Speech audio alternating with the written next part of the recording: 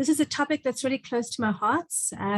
So I'll speak for about 30-40 minutes, and then it would be amazing if you guys can share with me examples of where you've worked with somebody who exhibits the traits that I'm going to be talking about. You know, give me your stories as well around what sort of, you know, maybe I didn't cover something that you think is really important, you know, which you think I've missed something, and that would be great if that's also a trait that you've worked with somebody and they've exhibited that. So what happened was at the beginning of, I didn't know at the time, but at the beginning of 2020, I started an EMBA just as we went into lockdown.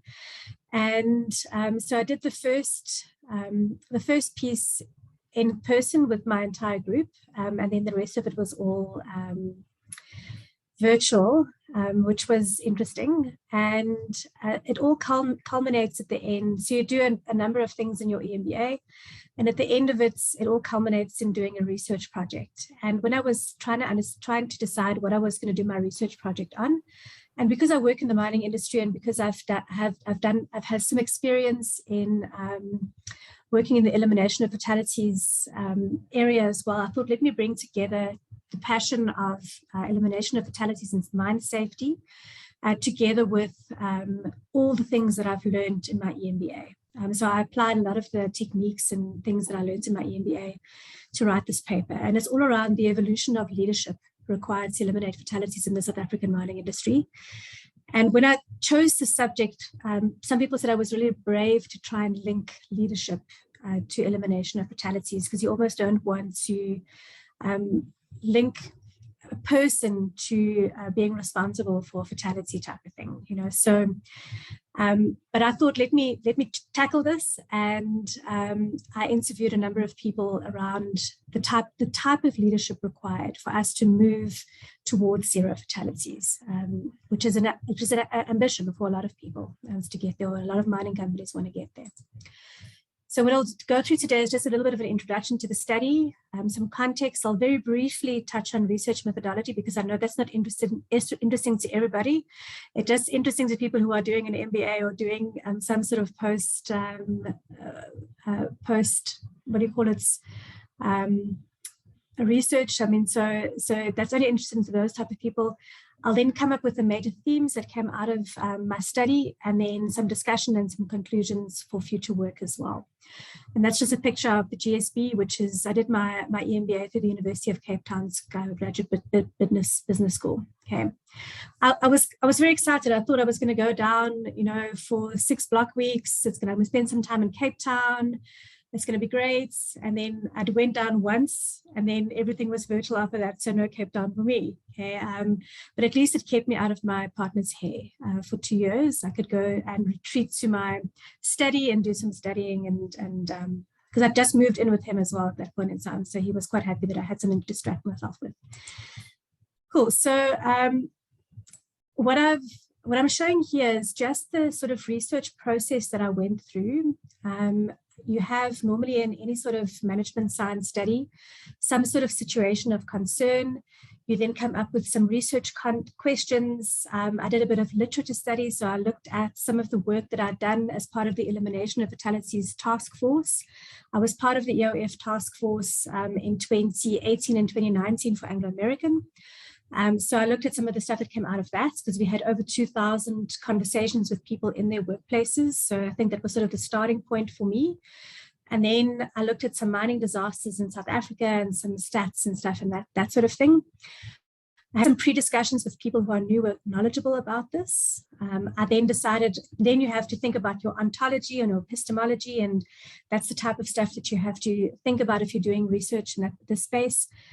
The research methodology I then chose, and my theoretical framework, which was a number of concepts which I'd learned throughout my EMBA, which was things around leadership as practice, building leaderful teams, listening to people, conversations for action, and I also did a lot of research into safety science as well.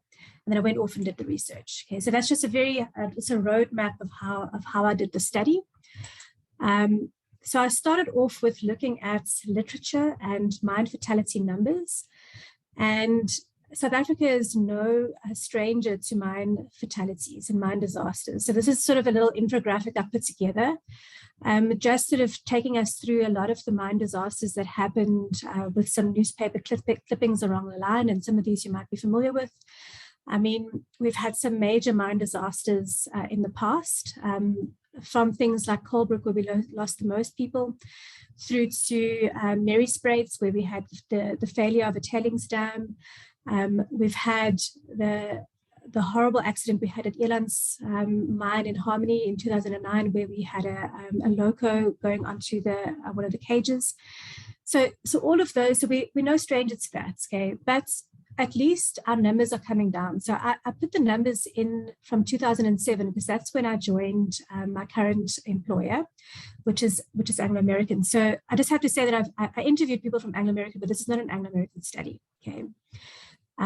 So you can see the numbers are steadily coming down, although, so they go until 2021, and they go to sort of the halfway through 2021, because that's when I was writing my dissertation. And you'll see that they're steadily coming down. At that point in time, at Anglo-American, we hadn't had a single fatality yet across the whole group, although towards the latter part of the year, we did have one. But you can see that, you know, the numbers are coming down, you know, but they went up again last year. I think we ended up with 72 at the end of the year last year for 2021. So it's worrying that we're going up again, that there's sort of a dip going up. And a lot of this is attributed to improvements in technology, improvements in knowing the rocks in which we're mining into. It's also around the type of leadership. So I think there is a correlation between the type of leadership we used to have back in the 90s and the previous century to the type of leadership we're currently seeing in the mining industry. So I think there's a lot of factors that are contributing towards our mine fatality numbers coming down. But what else do we need to do? You know, there's more work to be done. There's always going to be more work to be done. So just as I briefly mentioned earlier, that I was part of a team called the Elimination of Fatalities Task Force in 2018 and 2019. And why that was in a meeting with our board at some point in time, one of the board members said, you know, they just described a fatality and what exactly had happened and how this person had lost their life. And but then he asked, but why is this still happening? You know, what is the root causes of us still having fatalities in our company?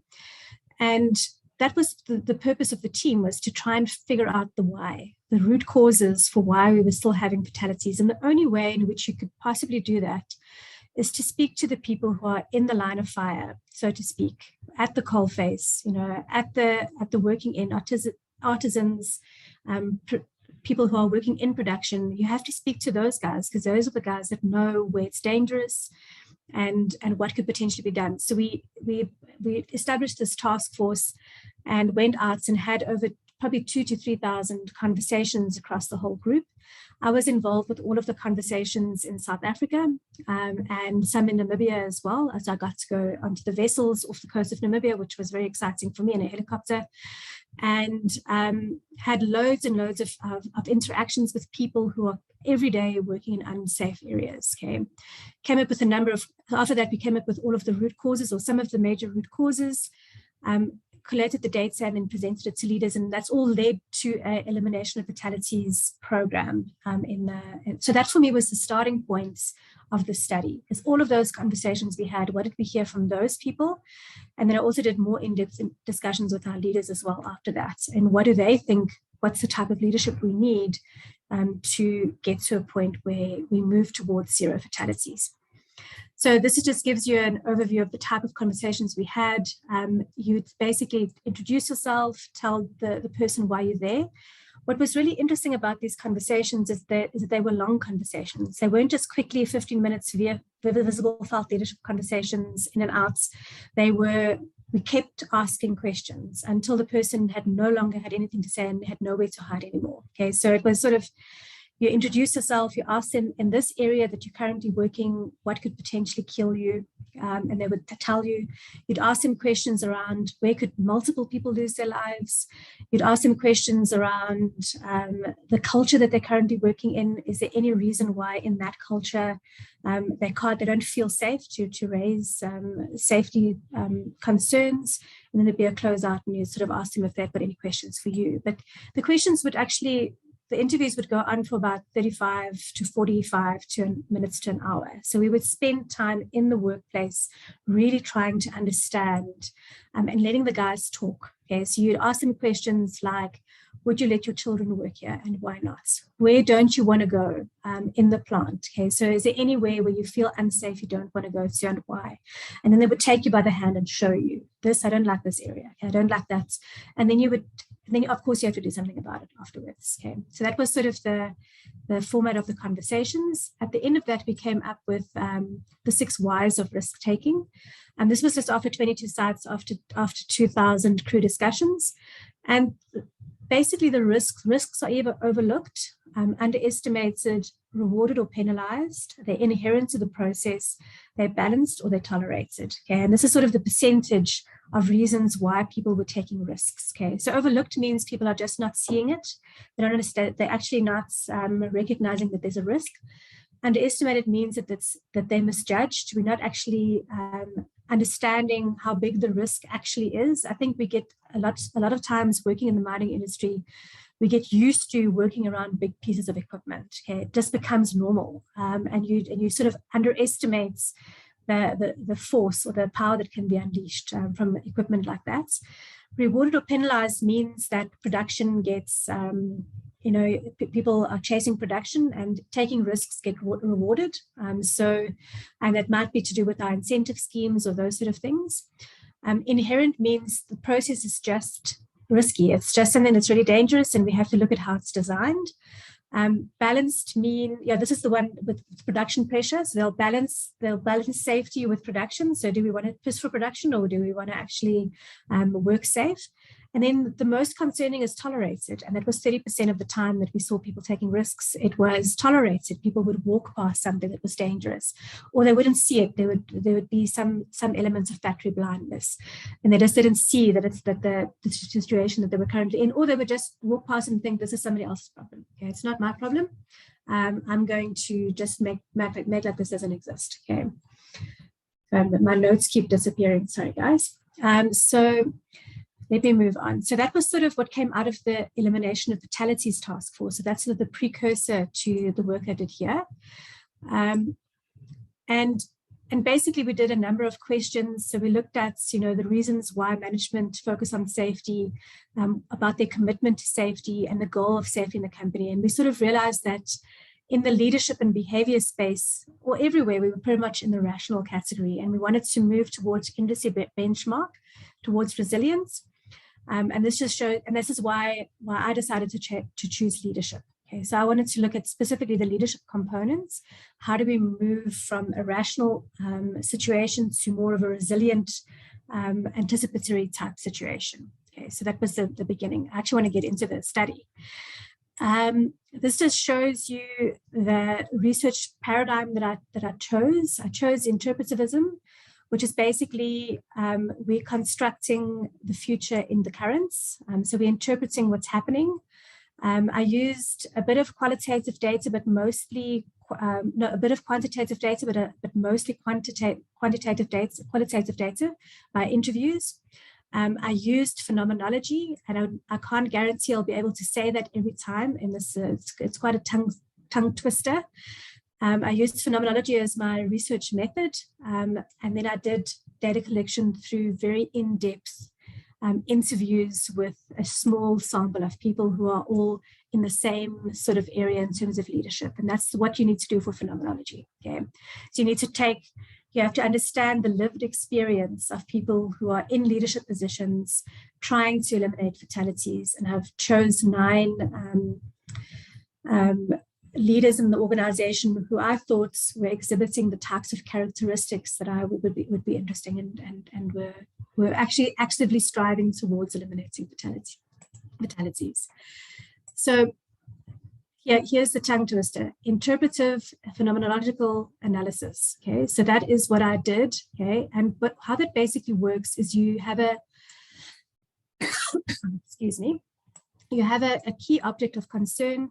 You focus particularly on people's lived experiences. How are they experiencing working in a fatality-free environment and creating a fatality-free environment? And then I reflected on that. So there's sort of 3 levels of reflection. You listen to what they're telling you, then you try and interpret what they are telling you, and then I also did reflections on what I thought I understood from them, and I would use that as a 3rd set of data. So it was sort of 3 layers of interpretation.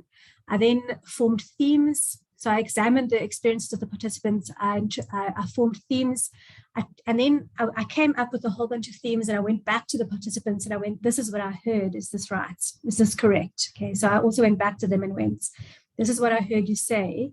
This is how I'm interpreting it. Is that what you meant? So I went back to that sort of the 2nd interview, and then I produced a composite summary, which is basically all of the themes that came out of it. Okay, that's just a different way of looking at the way I did it, and a different, I looked at the phenomenon, understood the individual meaning of it. I did dialogical interviews, which means, because I have some experience in this field, we had a conversation about it. It wasn't just me trying to extract data from it. We had a conversation about it. I interpreted it. I reflected on it in my research diary. And then I also use that as an input as well. And if you ever read my paper, you'll see there's like these quotes from the people, then there's also reflections from me as to how I think it is. And then I came with some experiential themes. In phenomenology, you're not supposed to get to be too general. You're supposed to try and surface, all of the things that people are telling you, and build a composite model of all of the data that comes in. So I was very brave doing it this way, because I generated a lot of data for me to work through. And but yeah, it was very rewarding to do this, because I spoke to some really inspirational people, which I'll never forget. Okay, this is what phenomenology looked like for me. I did some preparation, and if any of you are doing an MBA and you want to know more about phenomenology, you are welcome to contact me, and I'll walk you through how I did it, and maybe you want to use it as well in your studies. So there was some preparation. I conducted the interviews, had some initial themes that came out, which I then put into emergent themes. I then started connecting the themes together, and then I followed up again with my participants, and I had actually a workshop with them later on, and I presented my findings to them, and they actually added more stuff to it. So I then updated some of it as well. So, and they spoke to each other then as well, which was also really nice, so I enjoyed that whole process. Okay, so what came out of the study? Is that the next thing? Yes, this was my primary research question. What is the role of leadership in creating an environment and culture which prevents fatalities in the mining industry? So what is the role of leadership? Okay, and you won't find many studies trying to link these 2 things together.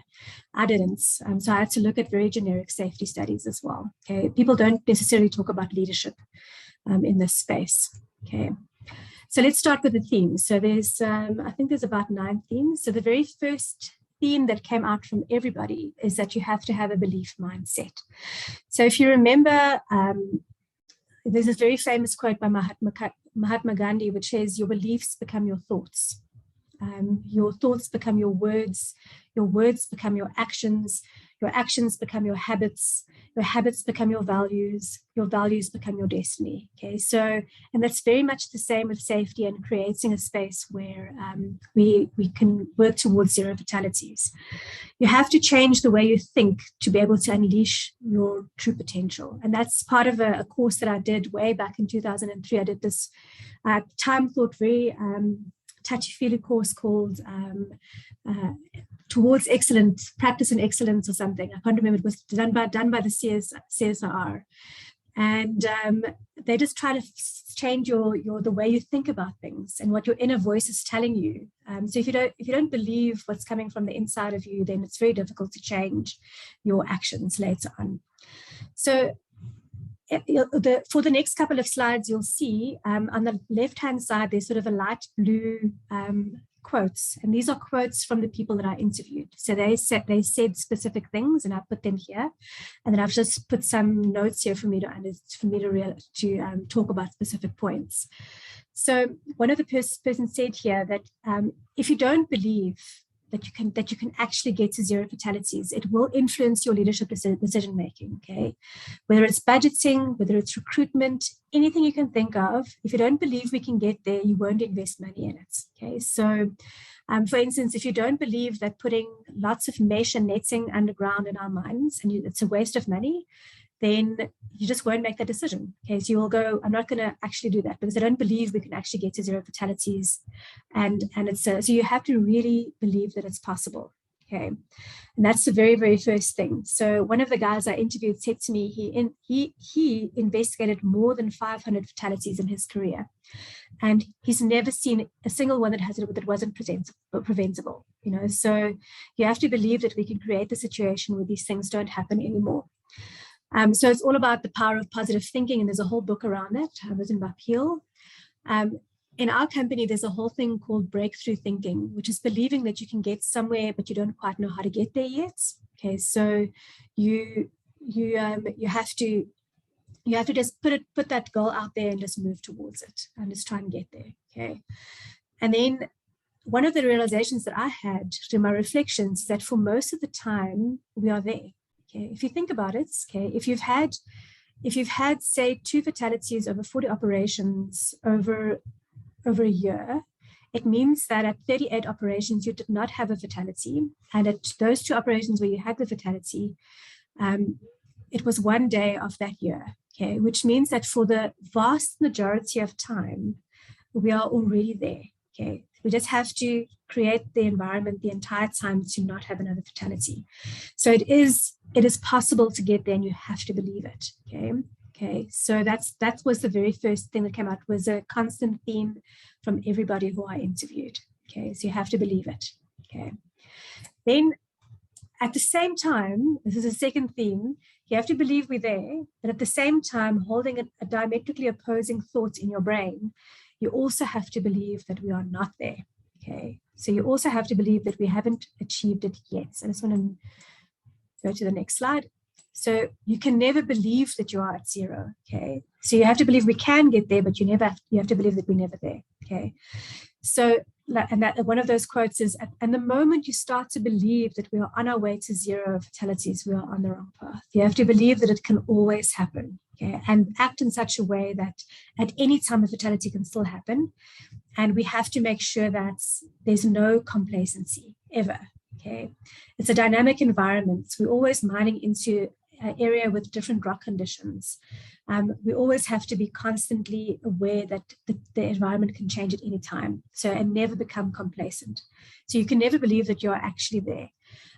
One of the people that I spoke to, and I was actually very fortunate to work alongside him on the Elimination of Fatalities Task Force. His name is 𝗘𝗃𝗃𝗃𝗃. And he also wrote a number of papers on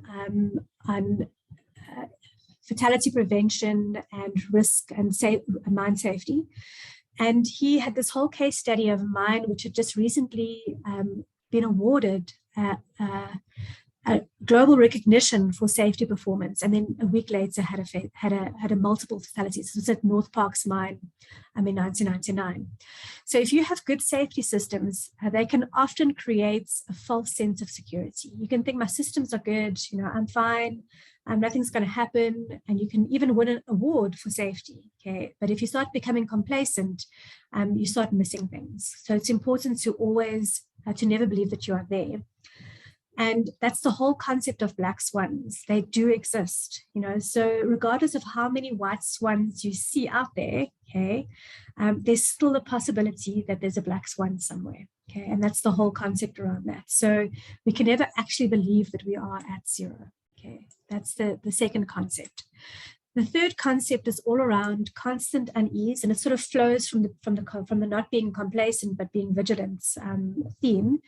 Is a whole thing around being having a sense of constant unease, restlessness, and readiness to respond. Okay, so in our company, I like to say a whole bunch of things about you constantly have to have a healthy sense of chronic unease. Okay, always be on the lookout for something that might happen. You have to ask the right questions, okay, from the people who are working on the shop floor. And what's important about the whole the constant unease and psychological safety is that if you're uneasy and you're asking questions and people tell you stuff, okay, they have to feel that it's landing on ears that will listen, okay, that will actually do something about it. But for you to be restless and ready to respond, you also have to be able to recognize risk. So there's a whole thing around people must be able to recognize that the situation is changing around them. And they have to be in that headspace of constantly looking out for themselves and for their people and for their teammates around them. And that's that whole thing around, my brother's keeper and my sister's keeper. People easily say that. And when I was part of the OF team, they'll ask them, what are you doing for safety? And I'm always my brother's keeper. Okay, but what does that actually mean? You have to get very deep into how do we actually breed that type of culture where people are constantly looking out for people and making sure that they're not putting themselves in harm's way. Then the sort of fourth theme, and you wouldn't associate deep personal connections and empathy with the mining industry, okay? But the leaders that I spoke to are people who had built deep personal connections with their teammates and with their sites, okay? So each and every one of the people that I interviewed, and they're all senior people in the organization, said that it's very necessary to build personal relationships with co-workers and employees. And when you have a conversation with people, try and show that you are actually connecting with them. So don't just have a conversation about safety, but talk about other stuff as well. Ask them about their families, ask them about the rugby game, whatever it is, but try and build a personal connection with people. To show that you really, really care. One of the stories that came across was one of the guys that I interviewed said he came across two welders who were welding without their goggles on, okay? And they were quite old, so they were doing a whole bunch of work. It was some mine in Ukraine or somewhere. And he asked them, do you have grandchildren? And they went, yes, we both have grandchildren. And he said to them, well, you'd like to still bounce them on your knee and be able to see them, So just making a personal connection to somebody and saying, I really care about your safety. I want your family to be able to enjoy the time we've got with them.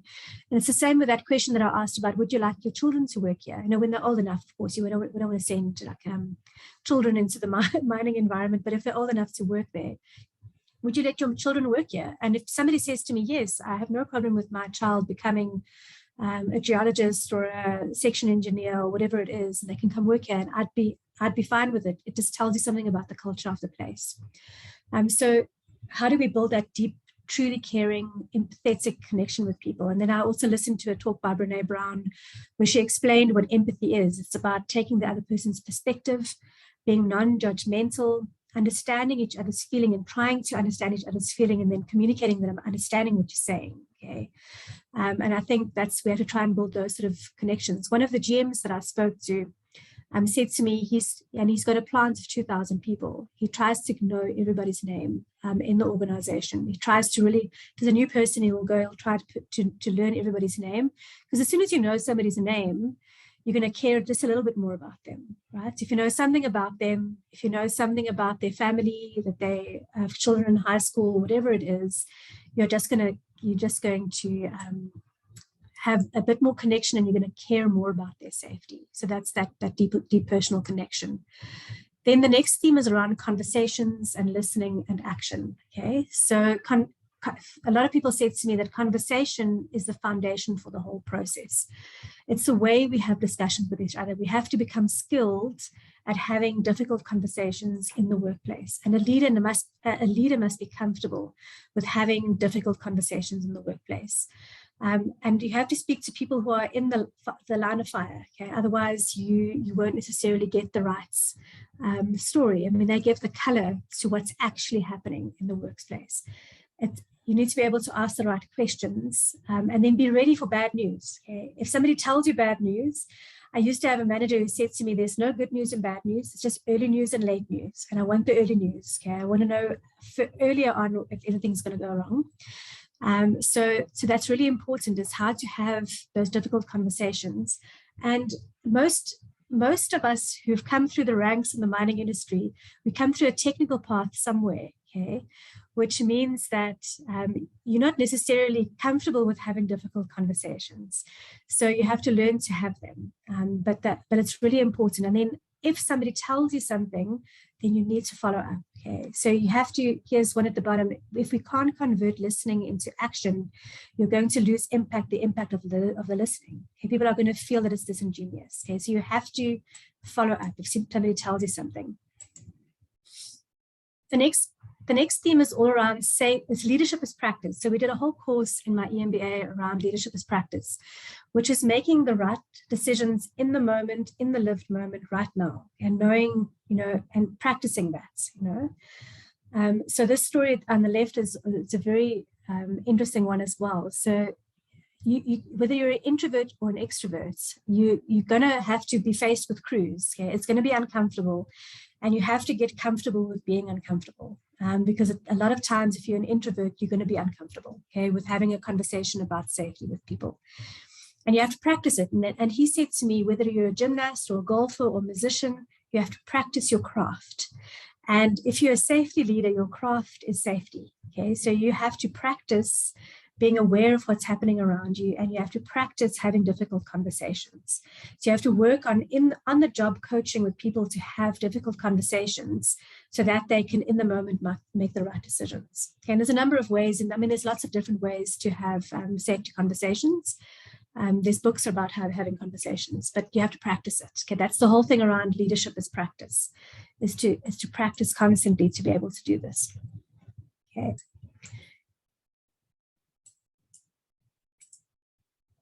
Okay, the next theme is around visibility, consistency, and authenticity. Okay, so what this GM said to me is the most important point I think that has changed my life is being visible as a leader. You've got to be in the operation. Okay, so if you are somebody who has a legal appointments, or you by your label as a leader or as a general manager or as a section engineer or whatever it is, have some sort of safety legal responsibility, you have to be in the organization, in the operation, understanding what's going on there. You can't do safety from a desk. It just doesn't work that way. Okay, you have to be visible. You have to walk around. People need to see you, and they have to almost know your schedule and must know that person's going to come around at that point in time, and they'll be ready with their questions for you. Okay, so if they know that you're going to be in the operation, they will be ready for you. That also gives you credibility in terms of being there and listening. Okay, and then the whole thing around credibility and integrity is then being consistent. You have to treat, when it comes to safety, treat a senior person the same way you would treat an artisan. Okay, you can't, even if one of your best friends has done something wrong, you have to be completely consistent with how it is. Okay, if you see somebody doing something that can lead to a fatal risk or a fatality, and it's your best friend, you have to act the same as if it's somebody you don't know. Okay, so that whole authenticity and consistency is really important. Okay, ownership. Okay, that's the next piece. Okay, so somebody said in their interview, leadership is just another word for ownership. Okay, so it's important that you own your own decisions. You must take responsibility of your own safety and those around you. Okay, you can't just be reliant on leaders from the top pushing the safety agenda. It has to bubble up from the bottom as well. Each and every person needs to be a safety leader and take responsibility for their own safety, which means you have to empower people at every level of the organization. Okay, what one of the guys that I interviewed said is that there's small L leadership and big L leadership. So small L leadership means every single person is a leader in the organization, and all those little L's, they add up to big L's, where you have people who are in a safety position or in a position of leadership, and they have legal accountability for people. So they all add up. Okay, so you've got all these little small L's that are everybody's looking after themselves and the people around them. And then you've also got from the top down people who are leadership, or they are leaders who have to embody the visibility and authenticity as well. Okay, so yeah, ownership, really important. What was nice is I was reading a book, and somebody said that social change, if you're talking about change, social change is a million individual acts of kindness, and culture change is a million subversive acts of resistance. Okay, and I thought that sort of resonated with me, and I went, but if I'm talking about safety culture, for me, safety culture is a million individual acts of ownership. Okay, of owning my own safety and those around me. If everybody owned their own safety, I think that would be that would go a long way towards creating the right environments. So I think this is the second to last theme. It's from blame to psychological safety. So we cannot blame people, okay, for raising the alarm. If they see something, we want them to be our eyes and ears out there in the organization. So if they raise the alarm, we have to think, we have to listen, we have to do something about it. So just because somebody raised something, we can't blame them for it. Okay. And so we must see our human network out there as the strongest link. Okay, they're not the weakest link, they are the strongest link in being an early warning system for anything that might happen in the operation. Okay, so we have to trust that people will bring their concerns to leadership, and that there's an area of psychological safety for them to be able to raise these issues. They should have no fear of speaking up. Create that whole area of psychological safety. Don't blame them for now all of a sudden stopping the production or whatever it is, but trust them and listen to them and create an environment where we have more and more people raising concerns, because that's the only way we're going to get to a place where we listen to everybody and we can start thinking about eliminating any sort of potential situation that might lead to a fatality. Okay, so those were the sort of major themes that came out, but there was one other major common theme that came out, and what people, oh, hold on, so there's also safety systems, sorry. My paper wasn't about safety systems. It wasn't about creating the right safety systems, but it was about leadership. But leaders need to make sure that the right safety systems are in place. Okay, so they have to make sure that there's correct operational discipline, that systems are working, that people can report stuff, that the safety system is authorized and productive, and that's, you know, people know if they raise something, it will go somewhere into an action log and it will be followed up. Okay, so the safety system needs to work, and leaders need to be responsible for that as well. We have to keep probing until we find weaknesses in the system and keep fixing those systems. It's about systems as well. Okay. Okay, so the other theme that came up, which is people will go, but what about South Africa? Okay, South Africa, we have a culture where people have a higher risk appetite. Okay, they're prone to being comfortable with risk, with having to drive through potholes and speeding to work, and you know, so our culture is just prone to us being more risk tolerant. Okay, so is that true or isn't that true? Okay, so what one of the GMs said to me was, you know, you have to create an environment inside the operation where everybody knows that inside of this operation we are safe. Okay, here, this is the way we are going to operate in this specific operation. There's a paper by Wheatley in 2017 which he talks about creating islands of sanity. Okay, so it's almost like inside of our operations we have to create that islands of sanity, and then make it so ingrained in people that they take it back into their communities. So one of the GMs told me a story about his team going to attend a funeral in one of the townships, and they knew that they were at the right house because everybody was reverse parked. Okay, so it meant that that safety behavior had been so ingrained in people that they took it back into their community. Okay, so yes, we live in a very risky place. We live in a very dangerous place, but we can create islands of sanity. We can give people the right behaviors to take back with them. And it's not just South Africa. So one of the executives I spoke to said he used to be a general manager at a mine in Alaska, okay? And they would then have all these safety campaigns. And these guys, Alaskans they go out and they do skiing and skidooing and all sorts of stuff. And that's a little quote at the bottom. So you put them in the work environment and you say to them, hold on to the handrail. And they say to you, hey, I almost got eaten by a bear yesterday, okay? So it's not just here where people are in a highly risk tolerance environment. There's plenty of places across the world where that is the case, but it's up to us to create those islands of sanity. Okay, so those were the major themes that came out. Just to summarize, there's all of them on the one page. So it's around a belief mindset, complacency, vigilance, personal connection and empathy, conversation, listening and action, leadership as practice, visibility, consistency and authenticity, ownership, blame to psychological safety, making sure the safety systems are in place.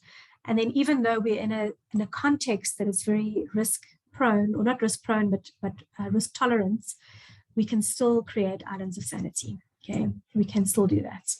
And all of this, I took all of this and I went, well, what would a person look like that had all of these attributes? What would they look like? You know, so I made a little picture of a safety leader, and I call it the anatomy of a safety leader. Okay, where I connect the brain to believing that it's possible. You know, your brain constantly believes that it's possible. They're visible in operation. With their ears, they're listening all the time, and they're turning that listening into action in their hands. Okay, they're consistent, ensuring the safety systems work. They have, through their mouths, authentic conversations. In their hearts, they really, really care about people and have that empathy. They're ready to respond. So you can see, it's not a mistake that I chose a woman in this picture. But they're standing ready to respond. They have ownership, and then they walk the talk. Okay, so they're always busy with. So that's sort of what I think embodies a safety leader and somebody who is moving towards eliminating fatalities. It's all around listening and doing something about it at the end of it, and making use of that early warning system. Okay. So this is just a causal loop diagram, which is where you take all of your variables and you put them together. And what it basically shows here is that I have one circle, which is all around preparedness. So it's about level of restlessness, readiness to respond, your quality of the safety systems, and your level of complacency. So it all gets balanced. So you're balancing restlessness with risk tolerance, and that all leads to improved quality of safety leadership. And then the other one is around behavioral. Okay, if you care about people, you have a certain level of visibility in the operation, you have good quality of conversations, it leads to a certain level of psychological safety and ownership, which will then improve the quality of leadership. So that all balances, and they call this a causal loop diagram. Okay? And then from there, I can sort of go, which of these factors would I like to influence with interventions? Okay, so I looked at what could you possibly do here to accelerate the quality of safety leadership. Okay, I looked at the 6 whys again. Okay, so I looked at what could we potentially do in those areas. If risks are overlooked, we can work on visibility of people, you know, in the operation. We can look at training and awareness. We can look at visual literacy and training people to be able to recognize risk. If risks are underestimated, we can get people who are very familiar with the risk to coach them, so there can be more coaching in the workplace. If risks are rewarded or penalized, you want to review your incentives and make sure you're rewarding people for the right things. If risks are inherent, we have to design or innovate to design those risks out of the system. Okay. If risks are balanced, we have to reinforce that safety is the most important thing that we have to focus on. If risks are tolerated, then there's a whole culture, safety culture piece of work that needs to happen. You know, so how do we make sure that people don't walk past risky things and don't raise them? Okay. I looked at leadership as practice. I'll just quickly go through what that is. Okay, so leadership as practice has got a number of things that you can. I don't think we do enough of any of this, okay, in the mining industry itself. So constantly scanning for anything around us for which we need to make sense of, and provide clarity and make sense of what's happening around us. Signaling means getting people to work together, and enabling action and concert through mobilizing others. Weaving is building bridges between people and concepts. And as leaders, this is what we're supposed to be doing in leadership as practice. Okay? We then have to stabilize through using the constructive feedback. So you stabilize the processes through that. You have to make sure that everybody's voice is heard. That's inviting. So invite everybody into the conversation, even the quiet ones. If somebody's not talking, ask them for their input. Unleash those who have not yet done so, ask them to participate, and then constantly reflect on how do we make our situation even better. So those are the principles of a leadership as practice, which I think if I had to do more work, I'd probably look at how do we embed these sort of principles into the mining industry. I also looked at a safety model from Luke Daniels, which is around more traditional safety leadership. Okay, so if you're thinking about safety leadership and all of that, this is much more traditional. This is more around that top-down leadership I was talking about. Okay, and he had a number of things that he was recommending around engagement, demonstration, promotion, honesty, vision, values, and discipline. And a lot of these things aligned with what I actually heard from the people that I interviewed. So I'm not going to go into depth around this model, but I looked at these two models just to see if some of the concept resonated with what I'd found in the study as well, just to sort of validate that. And then what came out of this was, so what can we do with all of this? Okay, so now we have all these themes that came out, and we had the anatomy of a safety leader that came out of that. And what do we do with that? So what do we do with this information to make our workplaces more safe? Okay. And the first thing that I came up with was we have to create a sense of urgency around fatality prevention. Whenever there is a fatality, people rally. Okay, there's all these management actions that need to happen. Okay, it's like a huge shock to the system. You've got a lot of people who are in grief and bereaved, okay, and people who go, we never want this to happen again. But how do we create that feeling, that sense of urgency without having to have the fatality? Okay, so how do we make that? Okay, we have to come up with ways of doing that. There's a number of things that people have done in the past. They've, for instance, they make videos and they interview the families of the person who's lost their life, and that just means that people go, I don't want this ever to happen in my operation. But it's sort of, we have to try and find ways to create that sense of urgency, so that people try and work towards a fatality-free workplace without having to have the fatality. Okay, so that's one of the first thing. Secondly is education of safety leaders, and I'm not talking about training courses, especially not on Teams, because nobody even listens anymore. Okay, if you have training on Teams, okay, it's in on the job workplace coaching. It's that leadership as practice on the job. How do I have difficult conversations and keep educating people on having those types of conversations? Let them practice them. And give them the skills to have a difficult conversation. Okay, and then the second part of that is around risk awareness and guarding against the factory blindness and getting used to risk. So I know there's a number of courses we investigated through art schools where they look at different paintings where you recognize specific things to be able to spot, things that are different. So how are we innovative about educating our safety leaders and being able to spot risks? Another thing that works quite well, I think, in this space is to have people visit other operations, okay? Because they come with a pair of fresh eyes, around to be able to recognize risk. So for me, it was hugely beneficial to be part of this EOF team. I learned so much about risk and recognizing risk through walking with others who could recognize it. Okay, so, and then you start seeing it everywhere. Okay, so I think that education is really important.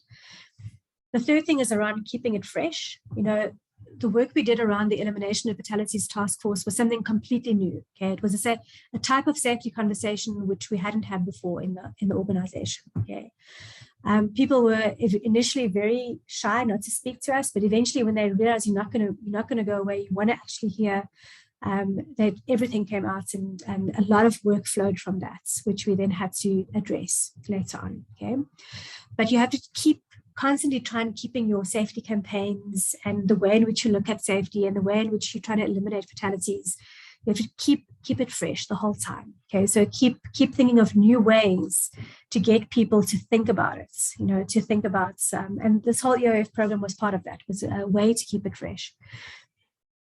Okay, and then the last one that I've got here is reaching a state of fluency, and that's got to do a lot with leadership as practice. That's around people being able to work in a crew or team together and just play their part as if they're part of a orchestra. They know exactly what to look out for, being completely aware of the environment with them. Each person knows their role and what they need to do, and they can recognize if somebody else is out of sorts. You know, because a lot of the time things will happen where somebody is not 100% there.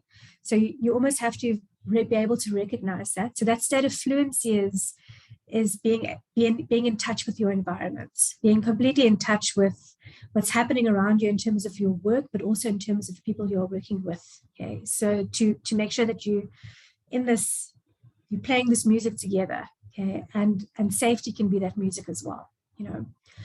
So yeah, so that's sort of the 4 key interventions I came up with as a result of this. And then I think this can probably be expanded into what does this look like in a training program? You know, how do you put this into your leadership development program and develop something that can be used in that space? Cool. Yeah, so that's the end. That's what I came up with. Then I had some acknowledgements here around everybody who stood with me through the 6 months of writing a thesis or a dissertation, and everybody knows what that's like. If you're going, they always say that doing an MBA is very difficult for your family and friends because you're just not available for anything because your whole mind and brain is consumed with what you're busy studying. And then, yeah, it was wonderful to be able to study through 𝗟𝗃𝗃𝗃𝗃. I hadn't studied through them before, and I really loved working with the faculty, even though a lot of it was online. And then, of course, my employer for letting me interview a lot of people in the organization. So even though it's not an Anglo-American study, those are most of the people that I spoke to because I know them. So that's it. I don't know. I think we've got a couple of minutes. Yeah, we've got a couple of minutes. If anybody, I'm just going to check what's going on in the chat here. And somebody was asking if I could share the presentation. And somebody was apologizing for not putting the camera on, but that's okay. Okay. I don't know if there's any questions. I'm very happy to take a question or two before we sign off. I'm going to stop sharing. I hope I don't log out. I have this weird habit of stopping sharing and then leaving the meeting. Okay. Any questions? Just raise your hand if you have a question and I'll try to answer it.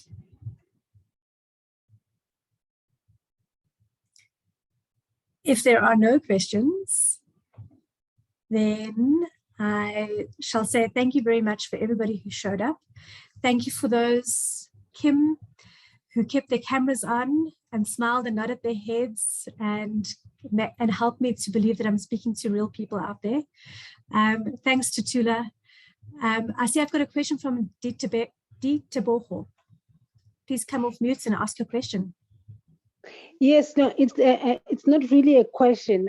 It's just to say thank you so much for this insightful presentation. I can certainly relate. There's a slide where you touched on the black swan. That, I mean, even if you have all the processes in place, you still need to, behave that we have not reached zero harm. We are not there at 0 fatalities.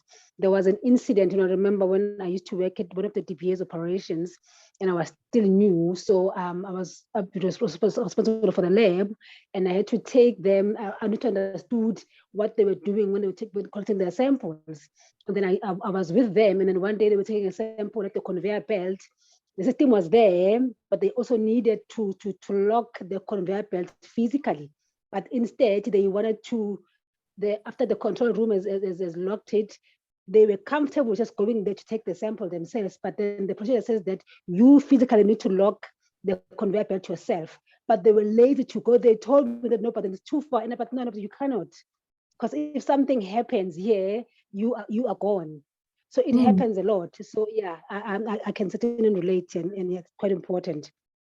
Yeah, thank you so much for that. You know, we have to get past the place where we just quickly want to do something. Okay, let's just quickly do something. Okay, I think we have to follow the right procedures, and if you can recognize that something's wrong, just don't do it. Okay, don't do it. And you, because imagine if something happens. Imagine if something happens, and then you have to live with that for the rest of your life. You know, so I would rather not. So thanks very much for that share, 𝗘𝗃𝗃𝗃𝗃𝗃. Okay. Great stuff. So thanks very much, everybody, for your attendance and your smiles for those who are out there on the call. And yes, so this has been recorded. So if you want to listen to it again, you can. If you want to steal any of my points that came up and use it in your own safety campaigns, I'm really happy for you to steal it. Because I think you always have to share safety findings. So I think that's something that everybody can learn from. It's something you shouldn't keep to yourself at all. Okay, thanks everyone. We will see you soon for the next 𝗟𝗏𝗃 event. So keep watching our 𝗟𝗏𝗱𝗃𝗃 social media pages, and we'll see what's happening next.